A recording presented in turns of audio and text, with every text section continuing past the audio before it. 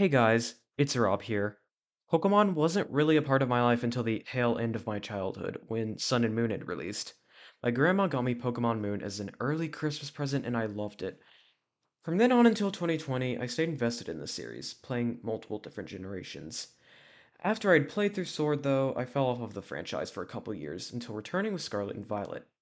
Today I'm going to be going through each generation of Pokemon and ranking them from worst to best. Quick disclaimer, by the way, this isn't a perfect list, as although I did play a game from each generation, some of them were like the superior versions, which you will see when I'm going through the rankings. There was one game I also did not play through this past year, which I did do for most of these games, and that is Generation 1, but I remember that one pretty well, and I've played through a bit of the Switch remake plus a bit of the original, so I think I can rate it fairly. And I also only played through the main story for these games, so that's what I'm going to be mainly ranking these games off of, so no post-game content. So anyways, let's rank every Pokemon generation. Disappointment in the game of life! When I went to revisit this game as the last one to have to play through, I expected a decent time at least. Instead, I came out with the disappointment that is Pokemon X and Y. Yeah, hot take I'm sure, but I don't care. I played through this game with a friend, and we both agreed this game was a slog to get through. The music was alright overall, though the Evil Team theme was so generic. My friend even started playing the Team Magma slash Aqua theme because we were getting so bored of Team Flare's theme. It was that generic. The rivals were also not very interesting either. I feel like having four different rivals like this just does not work out when you have most of the generations with only one rival, and even then, those characters are barely fleshed out, if at all. The game was overall pretty easy as well. Not that that matters a lot to my enjoyment of the game, but still. The Pokédex was decent enough as well, with the new Pokemon being kinda cool too. I think the main issue was that the story just ended up being kinda boring, as was Team Flare. Though the storyline with AZ was somewhat interesting, it was barely touched on aside from the one backstory, and even then, it didn't feel very meaningful in the end. The only thing I really liked in this game, honestly, was Mega Evolution, which is probably my favorite gimmick they've done so far in the series.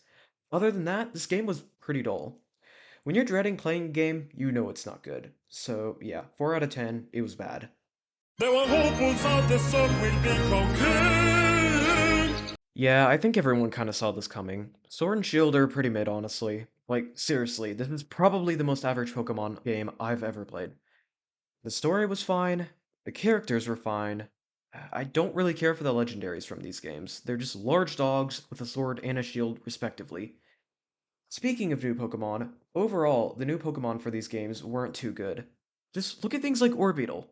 This thing does not even look like a Pokemon. The region was interesting enough, and the wild areas were also pretty cool. The highlight of this game is probably its pretty nice music. The gym leader battle honestly kinda slaps, and yes, Toby Fox's song he composed for this game was also pretty epic as well. I thought the Pokédex was also solid enough, though the game was way too easy. Aside from the occasional issue when facing Dynamax or Gigantamaxed Pokemon, I didn't really have issues with the battles in this game. I will say though, Dynamax is definitely the worst gimmick out of the four we've gotten.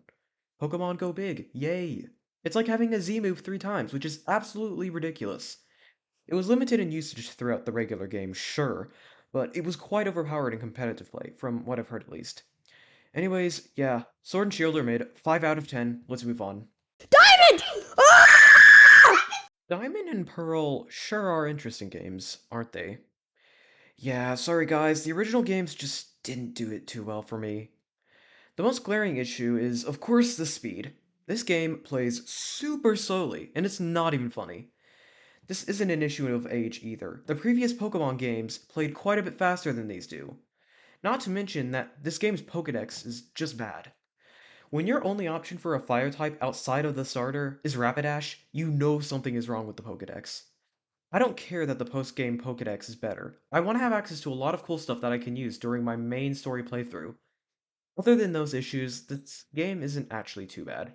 The region wasn't bad, even though I got lost for a while during one point at the game, which was quite frustrating. The story is solid enough, the evil team is decent, and your rival is a mix of rivals like Blue and super nice rivals like Haw, but he could have been worse. The music is just alright for me, though the sound font didn't exactly click with me that much. The legendaries are cool enough, as are the three spirit legendaries like Azelf, which I used to plow through the Elite Four with. Overall, the new Pokemon were pretty awesome, with stuff like Lucario and Garchomp coming out of this generation as two great examples. The slowness and bad Pokedex, though, make this game sort of a slog to play through. If only there was a game that could fix these two large issues. Yeah, I know, I was kidding. Don't worry, guys. I'll get to Platinum soon, but until then, 6 out of 10. Fly me to the moon.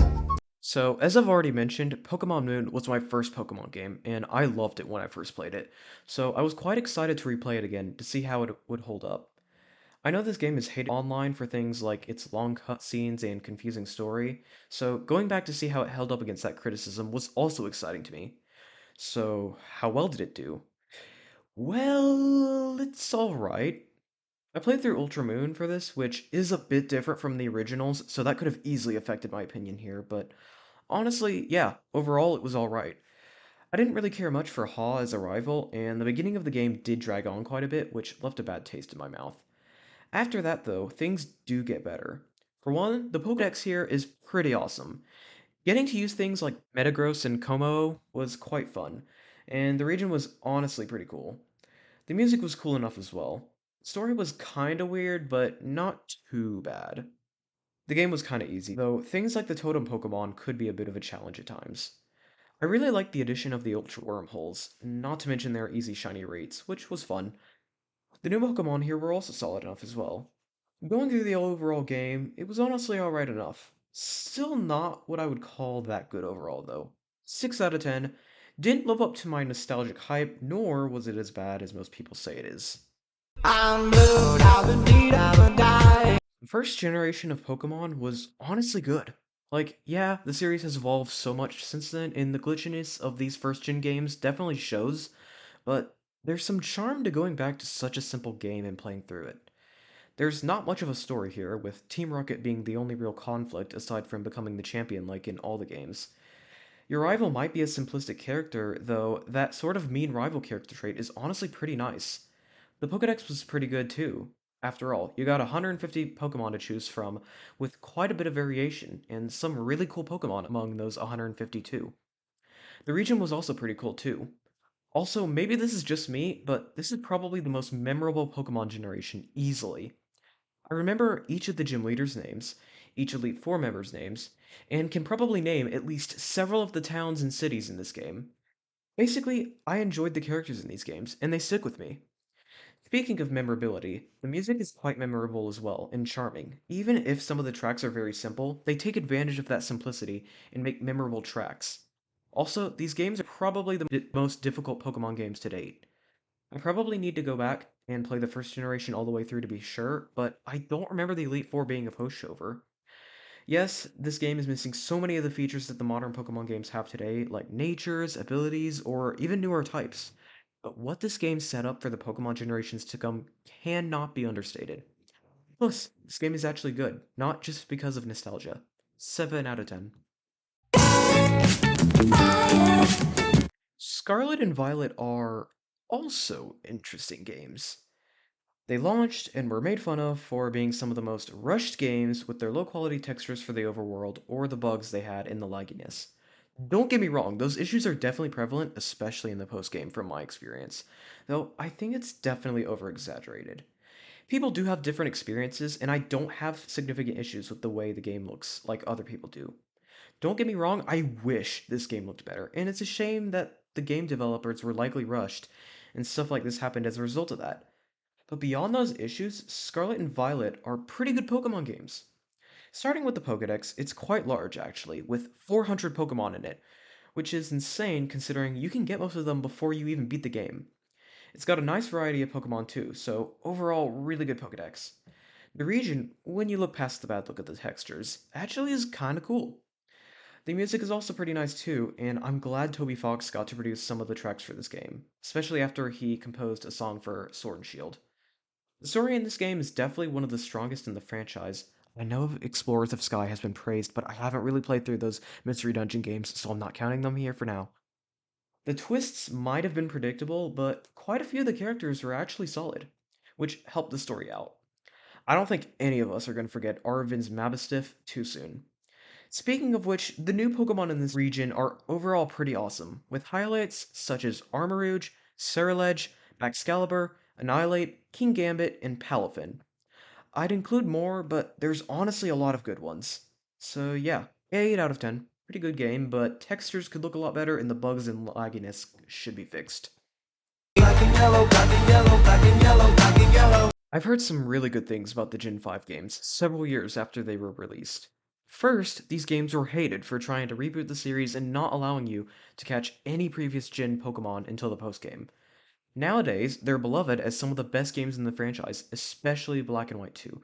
Sorry guys, I didn't get to play through these, but I will let you guys know where I'd rank those at a later time once I've finished a proper playthrough of one of them. So, what do I think of the original games then? Well, I'd say they're great. Honestly, the Generation 5 style is probably one of the best in the series, not to mention how fast-paced everything is. It makes for some great gameplay.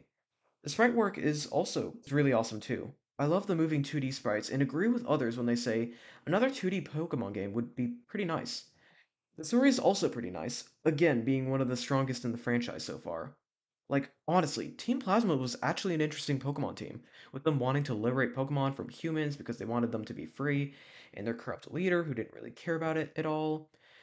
Din as a sort of third rival to our other two rivals was also a cool character, and I'm excited to see if he comes back in Black and White too, just to see what's going on with him.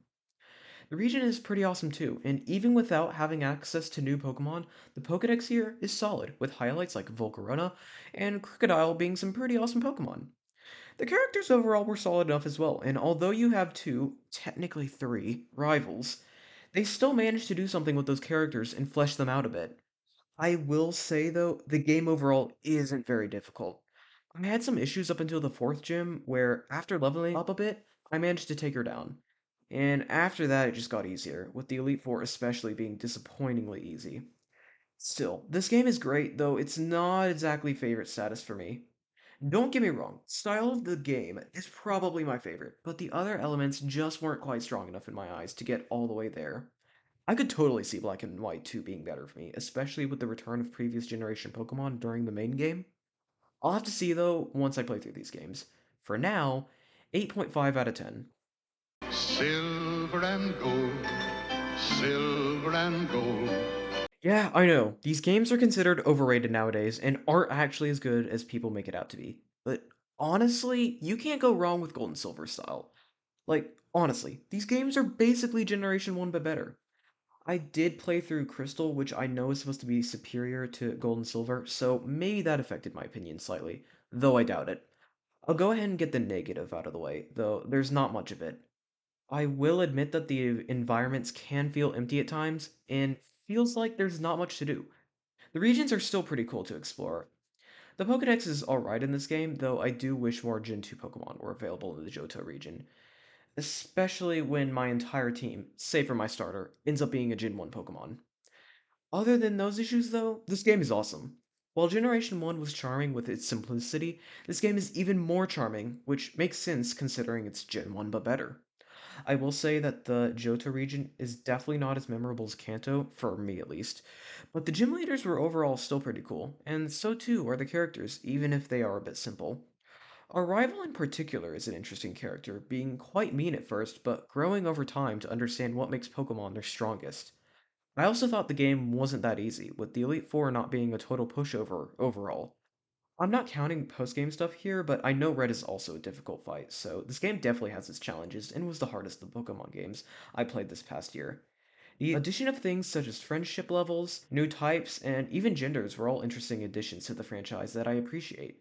Overall, this game isn't perfect, but it's very charming as well as awesome too. 8.5 out of 10. If you had told me when I began this journey that Ruby and Sapphire would be my favorite generation out of all of them, I would probably have had a hard time believing you. Like, seriously, before playing through these games, I kinda thought they were just okay, which had come after not even being able to get past the Elite Four on a first playthrough a few years ago. Doing a new playthrough, though, was an amazing decision, as these are definitely the best Pokemon games I've played so far. Starting with the music, I remember it not being to my taste before playing through this game again, but now I think this game probably has some of the best music in the franchise. Like, seriously, you cannot go wrong with Maxie slash Archie's theme. It's an absolute banger. Not to mention all the other great tracks in this game as well, such as the champion theme or the gym leader theme. I also am quite fond of the Pokédex of these games, especially the new Pokémon. Things such as Salamence, Dusclops, and especially Metagross were all great additions to the franchise. And we can't forget the legendaries. Groudon is pretty cool, Kyogre is even better, and Rayquaza, the epic serpent dragon, might just be one of, if not my favorite Pokemon. Especially that awesome shiny. I am going to come for you one day, shiny Rayquaza. Just wait. This region is also awesome, even if there is quite a bit of water in it. Like, seriously, exploring the region and seeing what it had to offer was pretty epic. I also really enjoy this Gen 3 style, with the game being pretty quick and things flowing together quite well. The game also wasn't super easy either, though the Elite Four was admittedly not that difficult. The characters here are solid enough, and the evil teams being kinda wacky with their intentions, yet still interesting to follow. This game was also the one to introduce natures and abilities, two huge additions to the franchise, not to mention a much easier to navigate Pokemon storage system, which was greatly needed. It's insane seeing the difference between Gen 2's storage system and Gen 3's, honestly, and I'm glad they managed to make such a good system way back then, and it's still being used to this day. Overall, this game is awesome, and I played through Ruby for this, which should say something, because I've never played through Emerald, which is apparently even better than Ruby and Sapphire. 9 out of 10. The best in the franchise, unless Black and White 2 or Platinum somehow end up being better. Thank you guys so much for watching this video. I tried putting a lot of effort into the editing for this one, so let me know if there's any other topics you want me to discuss. For any Chuck E. Cheese fans on my channel, my next video will be covering the history of Showbiz Pizza Place and Chuck E. Cheese in Asheville, North Carolina. I'm not sure what I'm going to do video-wise after that, but what I do know is that I'm going to be playing through every mainline Legend of Zelda game, and I'd like to stream at least some of them. If you're interested in seeing either one of those videos/streams, make sure to subscribe to the channel and ring the notification bell so you're notified when those come out. Anyways, I'll see you guys in the next video.